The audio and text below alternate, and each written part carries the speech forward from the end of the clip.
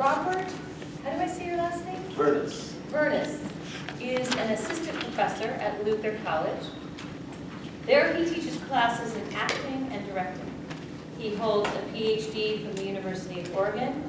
He also recently trained at the Manitoulin Conservatory for Clown and Performance.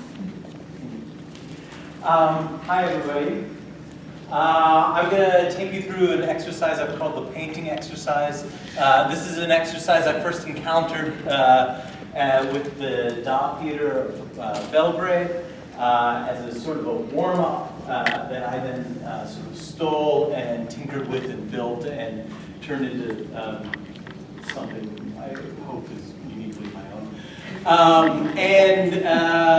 I further infused it with some of the training mentioned earlier with John Turner, the man who refined performance, which is a fancy way of saying clown farm. But I won't ask of you any clowning or anything like that. But I would ask for 6 to 8 volunteers. And if it makes a difference to you, I won't have you speak, only move, but I will ask you to move a lot. Oh, good. Okay, good. Do you want to be contenders or? Oh, sure, yeah. Well, now you're warmed up.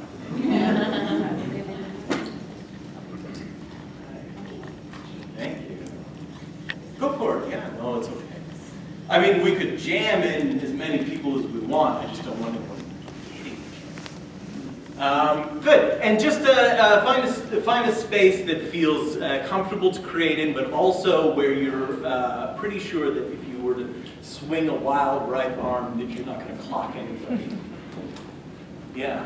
Good. Okay. I'm going to take you through a sort of a truncated version of the exercise, so I apologize for going rather quickly through it, but I do want to kind of cover a lot to give you a sense of how this exercise expands, how I think it's sort of modular so that you can take a piece here and there and plug it into rehearsal to performance. For a performance or into classes, I usually have an early acting, like an acting 1 level class, do this for like 1 day, just to sort of wake them up, give them a sense of what their bodies can do and what physical expression can be. But generally I plug this into a class that's more focused on improvisation, ensemble, and clown. Or into performance pieces where there is a lot of physicality or where there is devising within group, that sort of thing. So face in any direction that you want. Some people prefer to have their eyes closed at first. We'll eventually start moving, so you will need to open your eyes then. But for now, you can have them open, half open, closed, that's up to you. And what I'd like for you to do is just take a moment with your breathing, breathing down to the sort of creative core, that sacrum area.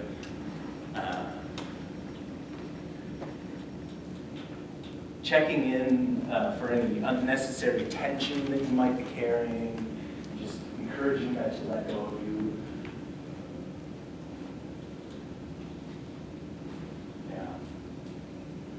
And find some imaginary but compelling reason to stay within about a circle with about a 3-foot radius for now.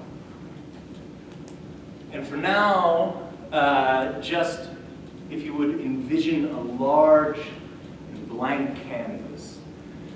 And because I'm working from the theory that visualization and physicalization can create belief, I'm just going to ask you to reach out and touch the canvas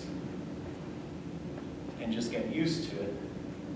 And however big you've made it, I'm going to encourage it to be as far as you can reach with it, sort of a gentle step to the right or to the left, as high as you can easily reach, even a bit of a stretch high, and all the way to the ground. And just for now, get acquainted with the surface. Yeah.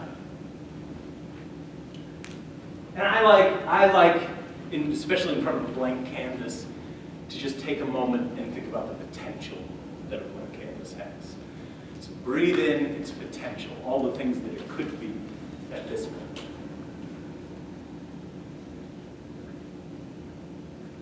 I'm going to ask you to fill the canvas. So, not yet. I'm going to ask you to be specific with what you paint. And I'm going to ask you to move with a sense that you have a specific reason to paint this. Maybe it's a gift for someone, but you don't have quite enough time to do it thoughtfully. So you have to really move quickly, to move on impulsively, so we have the luxury of a lot of thought to put into it. And from that place of potential, that exciting potential, what this thing could be, start to generate and visualize a sort of a liquid creative core that starts to excite with energy. And I'm going to drop into that liquid core like food color. An impulse to paint home. Home in however realistic fashion, metaphorical, abstract fashion you wish, but you have an impulse to paint home.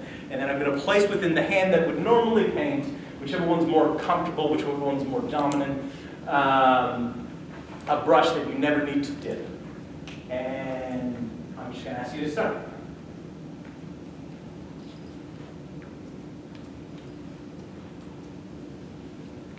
Be specific with the lines that you create. Know that when you paint, you're painting with black now, or orange.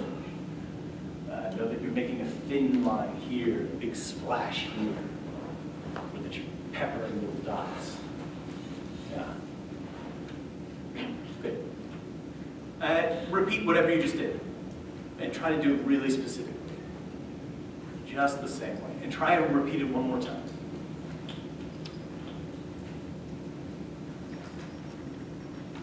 And for the sake of experimenting with variety, if you haven't already especially, try a really concentrated line. Something that requires maybe slow precision or really detailed small. And do it again.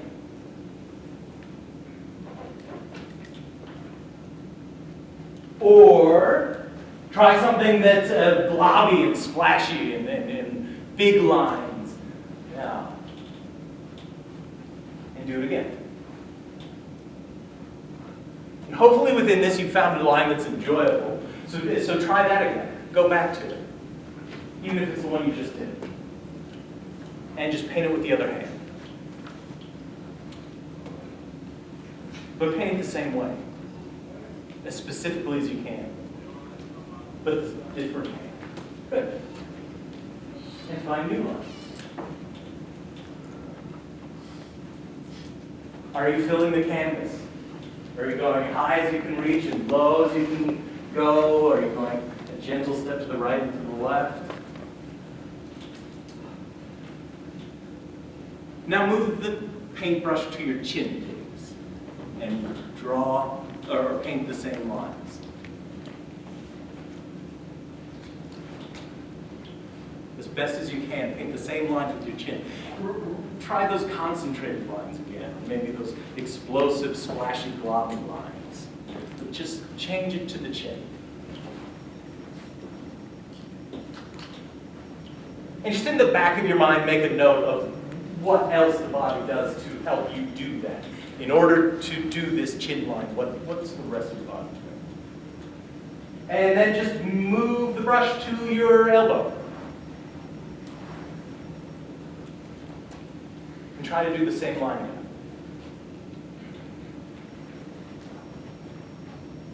To your left shoulder. To your tailbone. And try to be specific. Try to do the same lines over. Try to explore new lines. But painting with the tailbone. Try the knee. Remember to get low down to the ground, way up into the air. Gentle step to the right and left.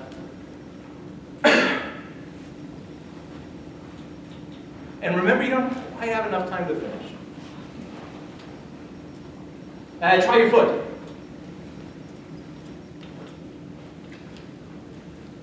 Try your ear. Try the base of your skull.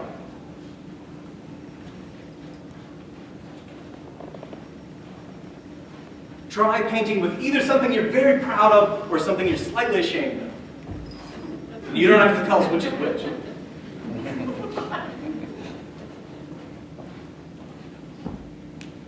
Try painting with your ribs.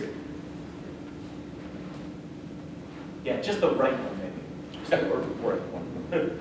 One of the right ones, yeah. Try painting with your capacity for wonder. And also your left hand.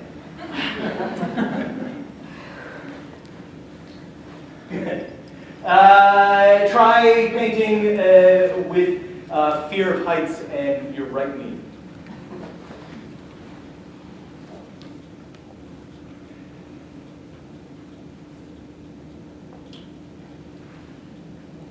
Try painting with your chin and your tailbone at the same time.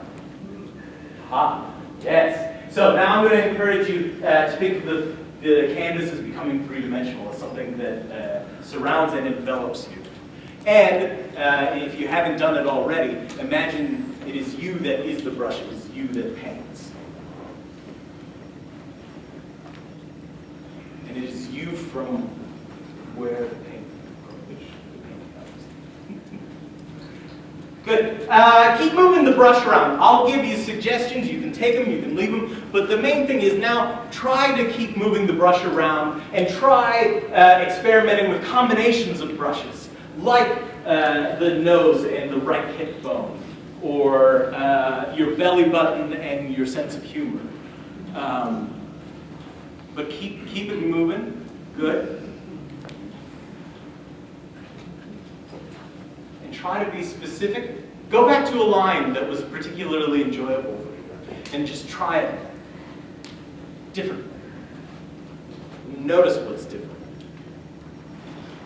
And begin to fill the whole space. Be cautious of other painters. Because I want to move kind of quickly. I'm going to give you a suggestion that there's a painter near you that is doing something really, really interesting, and you want to steal it from them, but you don't want them to know it. So you're going to steal a line from them, but you're going to do it differently. You're going to you'll do it with your hip instead of your knee, so they don't notice, or you'll do it with your eyeball instead of your pelvis, so they don't notice. But for now, just try to steal it without their knowledge.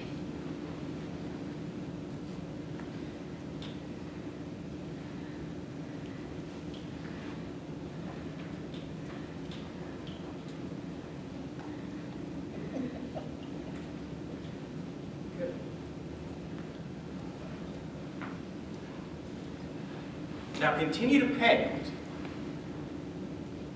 but see if you can send out a signal to someone nearby. That's a pretty cool line. Let's do it together. This time you're gonna admit to collaborate. So just try and send a signal, and see if someone's sending a signal to you. Someone might be like giving you Superman eyes. Please make a line.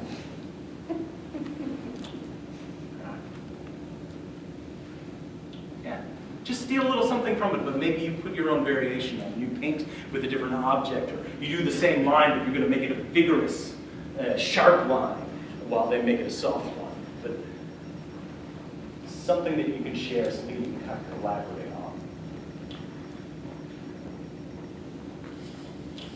Try to surprise yourself 3 times. Fast. 1, 2, 3. Woo! Find a new collaborator.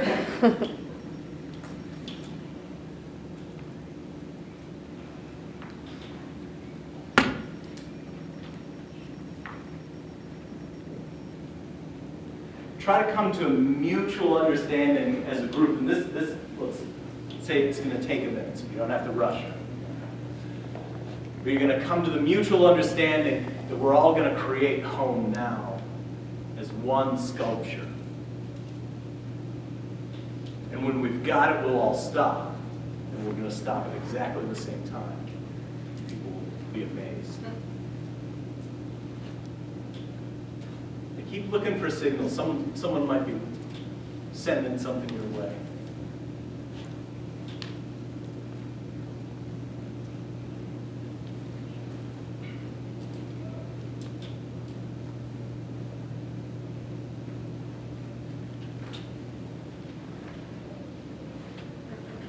You might fill negative space in someone else's shape. You might share weight in order to help this happen.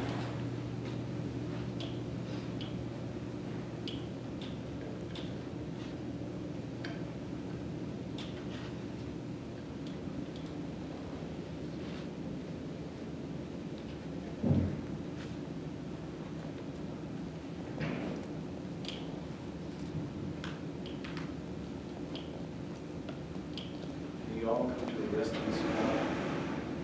All is one. Most perfect expression.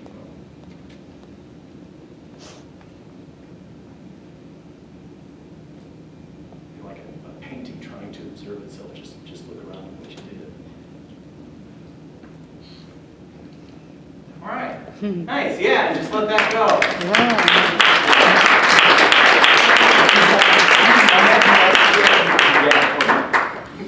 Thank you.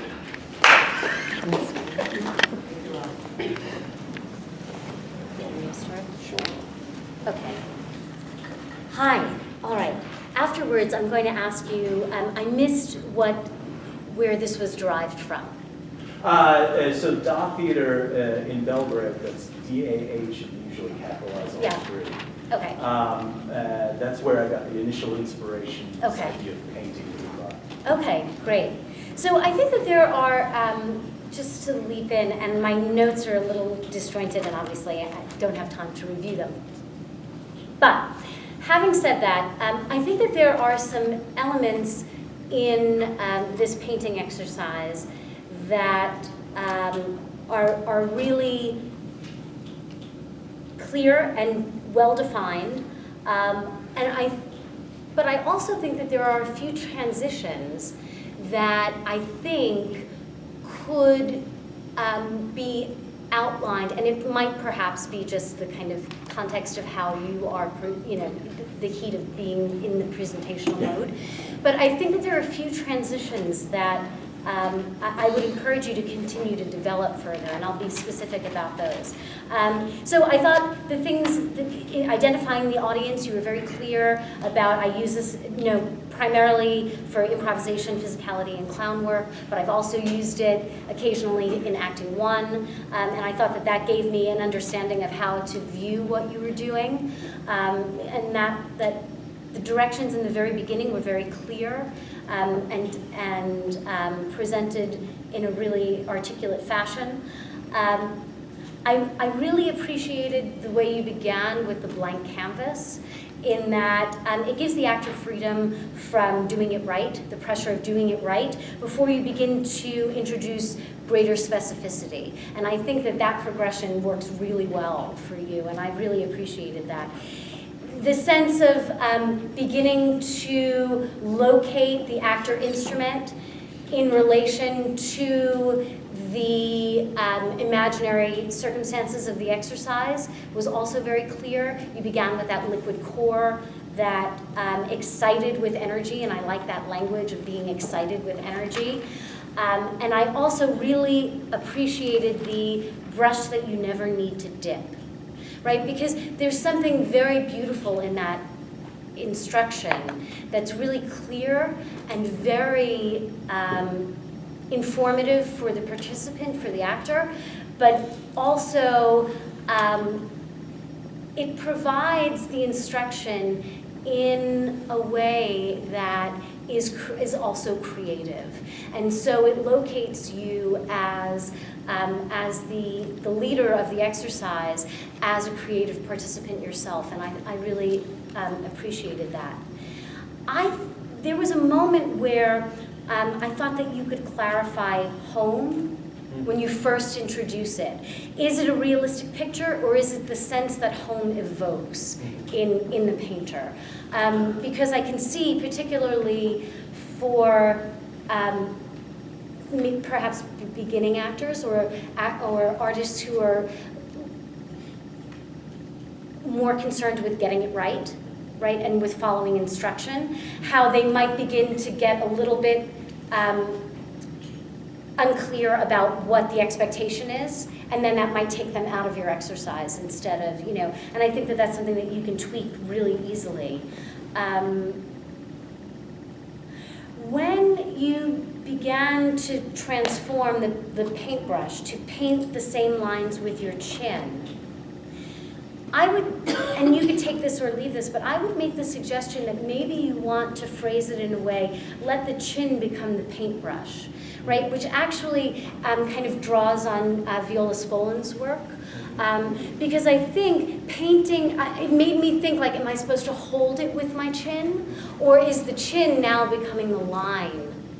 So maybe just a little tweak there. I mean, just these little refinements, I think, could keep the participants even more fully engaged with you. So you don't have that moment of, wait, what am I supposed to do? Because then you begin to lose them. You use the word gentle a lot, and I appreciated that as well. Again, move the brush to your elbow, might help, or let the elbow be the brush. This kind of taking on some of that Spolin language, I think, could help smooth some of the questions that may arise. Maybe they don't arise, but then you're one step ahead of your participants. Okay, that's good. We'll write it up. I'll write it up for you. But, yeah. So thank you. This was lovely. This is really great. I agree with all of your comments, and I'll just ask you a couple things and throw a couple things out at you. I mean, it feels like I love visualization as a way of physicalizing, like to physicalize the body. It feels very Eastern European. Like I've seen these kind of exercises, I've done this, which is great. I sort of love that. I was not clear about, you had said that the learning objective was to just sort of do self-exploratory what bodies can do, and I think that it works for that, but I also feel like there's some other things that you could be doing, and I'm curious to know how this evolves or if there's other variations. Again, we're at the sort of disadvantage that we have these amazing participants. I was like, this is like watching a master class. I mean, they were like doing stuff, so I'm curious about, this obviously takes more time than what you've sort of done here in terms of like how you might lead them through the exercise. I feel like what I love about this is that it reminds our students that yes, we are making art. We are making art with our bodies, and it gives them a way of like visualizing the idea of art and connecting with what it means to be an artist. And I'm all about like that unique idea of what art means to you. So I love that plants that seed in their mind and in their imagination, and how you use the imagination in the exercise. I think is like that's the wonderful thing about this exercise. Where I was like, oh, that seemed like a missed opportunity was. Or where you could maybe go further, you started to introduce imaginary circumstances and ideas of like the fear of heights with your knee, and I was like, okay, now is this a character? Like you could do a character with that, right? So, but you skipped through it, like you gave them, but then you went back to something else, and so I was like unclear where that introduction came in, what the context of it was, and what you were trying to do with it. Do you know? So I was a little unclear how you might go further with that in an exercise. So because that's fun, right? Especially for them as actors. And then the other thing was, what I loved about was the signal to collaborate and how you start to get them to play off of each other. So that's where I'm sort of curious about how you might add this with your scene work or with your character work, and how you mentioned doing it with devised work, which it could totally lend itself to. So that's where I felt like, oh, there's that like gold right there to really play with that in terms of their imaginary circumstances. Yeah, so that's all I have. Yeah, it's good. Thank you.